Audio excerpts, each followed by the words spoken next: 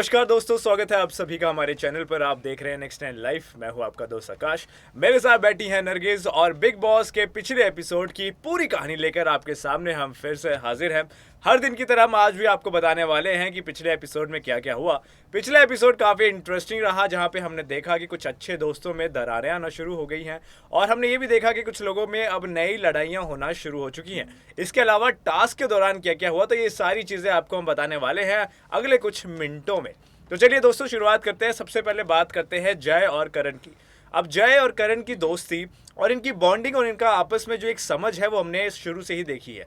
ये दोनों senior actor हैं, काफ़ी देर से टीवी इंडस्ट्री में काम कर रहे हैं और जब इस शो में भी आए तो कहीं ना कहीं इन दोनों को सभी ने एक बहुत ही अच्छे तौर पर देखा कि ये दोनों अच्छे दोस्त हैं। लेकिन अब आस्ता आस्ता इनके बीच भी दरार पड़ती हुई दिख रही है। इनकी दोस्ती जो है वो कहीं ना कहीं टूटती हुई दिख रही है। तो नरगिस, इसके बारे में आपको क्या लगता है?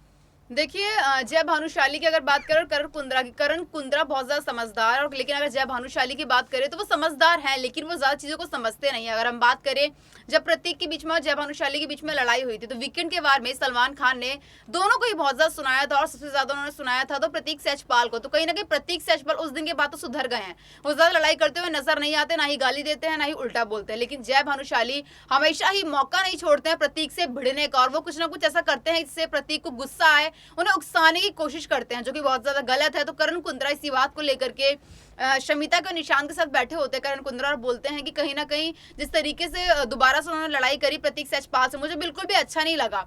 उन्हें ऐसा नहीं करना चाहिए था। जय भानुशाली से भी जाकर के करण कुंद्रा बोलते, इस पर जय भानुशाली कहते हैं मुझे फर्क नहीं पड़ता कि कौन मेरे बारे में क्या बोलता है और मैं अकेला गेम खेलने के लिए आया हूँ, अकेला गेम खेल सकता हूँ, मुझे किसी के साथ की जरूरत नहीं है। जिस पर करण बोलते हैं कि मैं भाई तुझे सिर्फ समझा रहा हूँ कि तू गलत जा रहा है, मेरा काम है तो समझाना। लेकिन जय भानुशाली थोड़ा अकड़ में रहते हैं, उन्हें लगता है कि ये कहीं ना कहीं से नीचे दिखाने की कोशिश करो, जो कि जय भानुशाली को बिल्कुल पसंद नहीं आता और वो जाकर के उन्हें उल्टा सीधा बोल देते हैं। तो कहीं ना कहीं जय में थोड़े सा ईगो इश्यूज आ रहे हैं, थोड़ा सा उसको मुझे लगता है कॉम्प्लेक्स हो रहा है अब करण की वजह से। जबकि करण जो है उनको बहुत सही सलाह दे रहे हैं और अगर जय उनकी सुनते हैं तो उनका अपना खुद का ही फायदा है। खैर, आगे जय को क्या समझ आता है और वो कैसे गेम खेलते हैं उन पर निर्भर करेगा। चलिए आगे बढ़ते हैं, आगे बात करते हैं उस जोड़ी की जो आते ही प्यार में पड़ गई। और सलमान खान ने भी बात कही है कि शायद ही बिग बॉस के हिस्ट्री में कभी ऐसा हुआ होगा कि किसी कपल को इतनी जल्दी प्यार हो गया। अब ये प्यार है भी ही या कुछ और है वो बात अलग है, लेकिन हम बात कर रहे हैं मायशा और ईशान की। मायशा और ईशान की लव स्टोरी जो है वो बहुत जल्दी शुरू हो गया। अगले घर पे आने के एक दो दिन में ही इनके बीच का प्यार कुछ अलग ही लेवल पे पहुंच गया और अब जो है इनके बीच जो चल रहा है वो थोड़ा सा कंफ्यूजिंग हो रहा है। तो नरगिस, आप बताइए कि इनके बीच अब क्या चल रहा है? देखिए, मायशा और ईशान की बात करें तो कहीं ना कहीं उमर हमेशा ईशान को समझाते हुए नजर आए हैं कि तू अपना गेम भूल चुका है, तू मायशा के पीछे इतना पागल हो चुका है कि तुझे ये समझ में नहीं आ रहा तू बिग बॉस में किस लिए आया था। और कहीं ना कहीं सच भी बोला उमर ने ये बात की। ईशान की अगर बात करें 3 दिन में उन्हें प्यार हो गया मायशा से, और इतना ज्यादा प्यार हो गया कि वो इतने पागल हो चुके हैं कि उन्हें अपनी गेम समझ ही में नहीं आ रही। वो सिर्फ मायशा मायशा मायशा मायशा करते हुए नजर आते हैं। अगर वो गुस्सा हो जाती है उन्हें मनाते हुए नजर आते हैं, या फिर घर में अगर कोई टास्क के दौरान कोई मायशा को उल्टा बोल देता है तो वो उस पर भी गुस्सा करने लगते हैं। अब एक टास्क की हम बात कर ले तो नॉमिनेशन टास्क था, जिसके मायशा बोलती है कि मायशा को जो क्या कहते हैं नॉमिनेट करना है, उन्होंने कंटेस्टेंट का नाम लिया था और अलग कंटेस्टेंट का नाम लिया था ईशान ने। तो दोनों की फिर एग्री नहीं हो रही थी कि हम इसको करें या इसको करें। उसके बाद मायशा बोलती है नहीं, मुझे इस कंटेस्टेंट को ही करना है। इसके बाद वो बहुत ज्यादा गुस्सा हो जाते हैं और वो बोलते हैं कि चलो कोई बात नहीं, मुझे इसको नॉमिनेट नहीं करना है। जिसके बाद मायशा दोबारा बोलती है सोच लो। तो उसके बाद कहीं ना कहीं सोच लो जब वो बोलती हैं तो वो मायशा की बातों पे आ जाते हैं और वो नॉमिनेट कर देते हैं दूसरे कंटेस्टेंट को। तो कहीं ना कहीं ऐसा देखा जा रहा है कि जिस तरीके से वो हमेशा ही मायशा की बात करते हुए नजर आ रहे हैं और मायशा जो बोलती है वही कर रहे हैं। और वो बोल भी रहे थे कि मायशा, मैं बिग बॉस की कसम खाए कहता हूँ, मैं अपनी माँ की कसम खाए कहता हूँ कि मैं तुमसे 3 दिन में सच में सच्चा वाला प्यार करने लगा हूँ। और उमर ने जब समझाया करके तो उन्होंने बोला मैं क्या करूँ, मेरी गलती नहीं है, अगर मुझे प्यार हो गया है तो हो गया यार, मैं ऐसे नहीं छोड़ सकता मायशा को। लेकिन मायशा उसे बिल्कुल भी भाव नहीं दे रही है, वो उसे दूर भागने की कोशिश करती है। तो अब जो है ये कहना गलत नहीं होगा कि ईशान प्यार में अंधे हो चुके हैं और इसकी वजह से इनकी गेम को कितना फर्क पड़ता है। क्या ये गेम में टिक भी पाते हैं, क्या ये लव स्टोरी भी टिक पाती है और ये लव स्टोरी कितनी रियल है? क्या ईशान सच में मायशा को प्यार करते हैं और क्या मायशा भी सच में ईशान को प्यार? तो इसके बारे में आपका क्या कहना है हमें कमेंट सेक्शन में ज़रूर बताइए। चलिए अब आगे बात करते हैं, प्यार से बातें हैं लड़ाइयों पर। तो लड़ाइयाँ घर पर ना हो ऐसा हो ही नहीं सकता, तमाम लोग लड़ाई करते रहते हैं। फिलहाल बात करते हैं हम अफसाना की और हम बात करते हैं विशाल की। तो विशाल और अफसाना के बीच भी हमने तकरार होती देखी, इनके बीच भी लड़ाई होती देखी। रीज़न क्या रहा, नरगिस बताएंगे?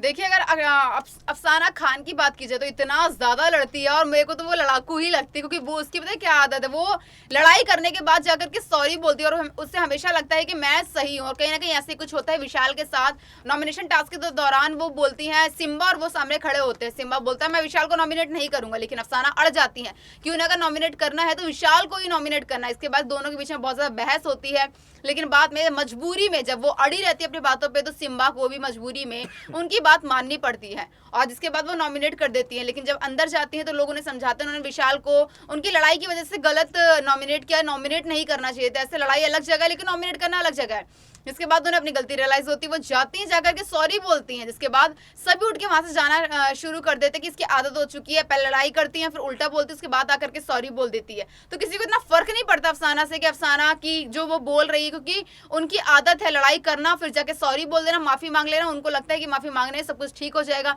लेकिन ऐसा बिल्कुल भी नहीं होता। तो चलिए दोस्तों, आपका इसके बारे में क्या मानना है, आप हमें कमेंट सेक्शन में बताइए। क्या आपको लगता है कि अफसाना की जो ये स्ट्रैटेजी है थोड़ी सी वियर्ड है, अजीब है? इसके बारे में आप कमेंट सेक्शन में अपनी बात रख सकते हैं। चलिए अब बात करते हैं टास्क की, और टास्क के दौरान किस कंटेस्टेंट को चोट लग गई। मैं बात कर रहा हूँ तेजस्वी की। तो तेजस्वी को टास्क के दौरान चोट लग गई, और इसमें हमने देखा लास्ट एपिसोड में कि टास्क के दौरान वे घायल हो जाती हैं। नरगिस, क्या टास्क था और कैसे क्या हो जाता है? देखिए घर में इस वक्त टास्क चल रहा है और टास्क के दौरान धक्का मुक्की ना, ऐसा हो ही नहीं सकता है। धक्का मुक्की घर में बहुत ज्यादा होने में लगा हुआ है और जंगलवासी इस तरीके से एकदम जंगली बन चुके हैं। उनको मतलब लड़ाई कर जब टास्क जीतना होता है, हमने बिग बॉस ओटीटी में भी देखा कि प्रतीक सचपाल हर हद क्रॉस कर देते हैं टास्क जीतने के लिए। कुछ ऐसा ही इस बार हो रहा है बिग बॉस 15 में कि सारे कंटेस्टेंट टास्क के दौरान बहुत ज्यादा भिड़ते हुए नजर आते हैं। इसके बाद आपस में भिड़ने की वजह से, धक्का मुक्की करने की वजह से तेजस्वी के पैरों में चोट लग जाती है और वो रोना शुरू कर देती है, उनकी ज्यादा चोट लग जाती है। इसके बाद सभी कंटेस्टेंट एक दूसरे से बोलते हैं कि हमें ऐसा नहीं करना चाहिए था, आराम से गेम खेलनी चाहिए। शमिता भी आकर के लोगों से बोलती कि आराम से गेम खेलनी चाहिए थी, लेकिन बता दे शमिता तेजस्वी की बिल्कुल भी नहीं बनती है। लेकिन फिर भी चोट लगने के जब चोट उन्हें लगी तो कहीं ना कहीं शमिता ने उन्हें सपोर्ट दिखाया अपना और उन्हें समझाया और उनको दवाई वगैरह भी दी थी। तो तेजस्वी को चोट तो लग गई, लेकिन चलिए उनका मरहम भी हो गया, दवाई भी लग गई और पट्टी भी लग गई। बाकी तेजस्वी की बात की जाए तो तेजस्वी की लड़ाई भी हमने देखी शमिता से होते हुए।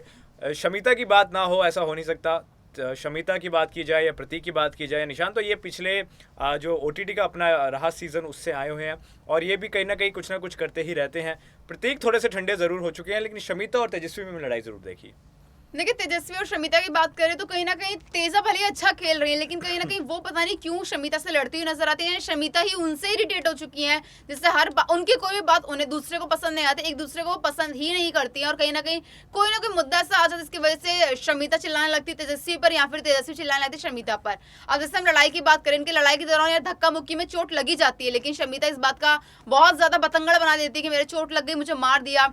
तो तेजस्वी बोलती है यार छोटी मोटी चोट सबको लग जाती है, लेकिन आप इतना बतंगड़ नहीं बना सकती चीजों का। तो दोनों की बिल्कुल बन नहीं रही बिग बॉस में। तो दोनों की बन नहीं रही है, और इसके अलावा कुछ लोग जो हैं बहुत प्यार में दिख रहे हैं और कुछ लोगों की दोस्तियां टूट रही हैं और कुछ लोगों की लड़ाइयां हो रही हैं। तो ये सारी चीज़ें बिग बॉस में होती दिखे हमें।